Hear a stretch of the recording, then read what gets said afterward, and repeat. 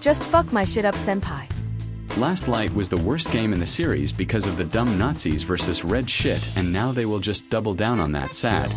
First game was actually Kino, for showing how both sides had people who just did things they had to out of desperation, without cartoony evil bullshit.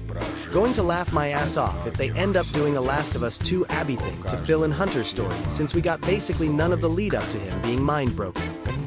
Slava Ukrainie! Base of the devs to make both Stormfax and Zigas seed not gonna lie. So who are you fighting this time in the dark metro tunnels of Moscow, where countless mutated horrors dwell?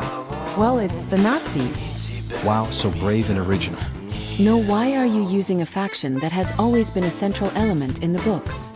Just because it's a faction that exists in the book doesn't mean it isn't necessarily retarded or uninspired, dumb fuck. Also, that faction is called the Fourth Reich and their logo looks like pick related on the right.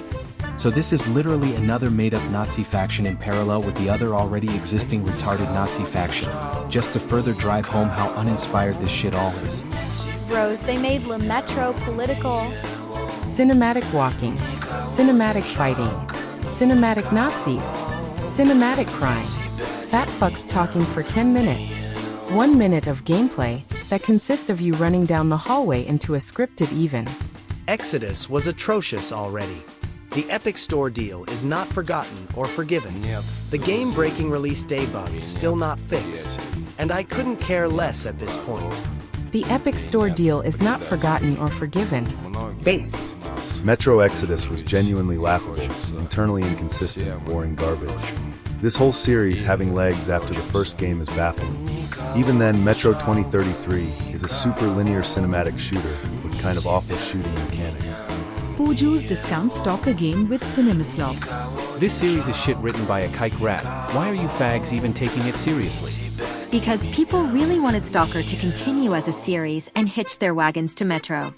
Exodus is the best game in the series, but that's only because all three are awful and Exodus is the least awful.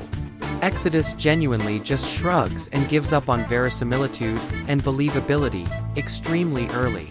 Actually, the whole world outside of Moscow is fine for some reason. Somehow several hundred crazed cannibals are living in an abandoned bunker and surviving with no source of food besides each other for decades.